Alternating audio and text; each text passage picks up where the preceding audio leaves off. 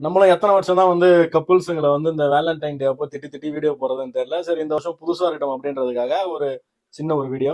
Valentine டேல இந்த மாதிரி பொது இடங்கள்ல தேவையில்லாத அந்த அசிங்கம் பண்றதெல்லாம் வந்து பாத்தீங்கன்னா என்னென்ன தப்பு, அதுக்கு என்னென்னலாம் இருக்குன்ற சில விஷயங்களை முன்னாடியே நம்ம நிறைய வீடியோஸ் போட்டிருக்கோம். எல்லாத்தையும் பார்த்து தெரிஞ்சுங்க. மறக்காம பிளேலிஸ்ட்ல போய் பாருங்க. இன்னைக்கு சேதுபதி வந்து ஒரு சீன்ல ஃபோர்ஸா வந்து பாத்தீங்கன்னா மேரேஜ் பண்ணி வைப்பாரு சில கப்புள்ஸுக்கு. அது மாதிரி பண்றது வந்து பாத்தீங்கன்னா தப்பு. காரணம் என்னன்னா, நம்மளோட இந்திய தண்டனை சட்டத்துல 366 சொல்லிட்டு ஒரு செக்ஷன் இருக்கு. அதுல யாராவது ஒரு பெண்ணை கம்பல் பண்ணி கல்யாணம் பண்ணி வைக்கிறாங்க அப்படின்னா அதுக்கு 10 வருஷம் வரைக்கும் அதிகபட்சம் சிறை தண்டனை தரலான்ற ஒரு விஷயத்தை தெரிஞ்சுங்க. மேரேஜ்ன்றது ஒரு கான்ட்ராக்ட். அதாவது எந்த ஒரு வற்புறுத்தலும் இல்லாம தானாக ரெண்டு பேர் ஒரு ஃப்ரீ கன்சென்ட்டோட அவங்க வந்து தன்னோட ஒரு திருமணத்தை வந்து செஞ்சுக்கலாம்.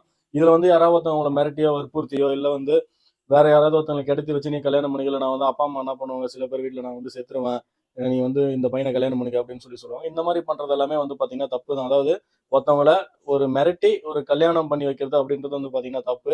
பாதிக்கப்பட்ட பெண் வந்து பாத்தீங்கன்னா டிவிசி அவங்க அப்பா அம்மாவுக்கு அகேன்ஸ்டாவே வந்து வழக்கு தாக்கல் பண்ண முடியும் அப்படின்றத தெரிஞ்சுங்க. அது இல்லாம உமன் ஸ்டேஷன்ல கம்ப்ளைண்ட் கொடுத்து நார்மலா இருக்க ப்ரொசீஜர் படி வந்து அவங்க மீது நடவடிக்கை எடுக்க முடியும். இந்த மாதிரி ஒருவேளை வேலண்டைன் டேல இந்த மாதிரி ஏதாவது ஒரு சம்பவம் உங்களுக்கு நடக்குது அப்படின்னா, யாராவது உங்களை ஃபோர்ஸ் பண்றாங்க அப்படின்னா, நீங்க இந்த ஒரு விஷயத்த அவங்ககிட்ட சொல்லுங்கன்றதுக்காக தான் இந்த ஒரு வீடியோ.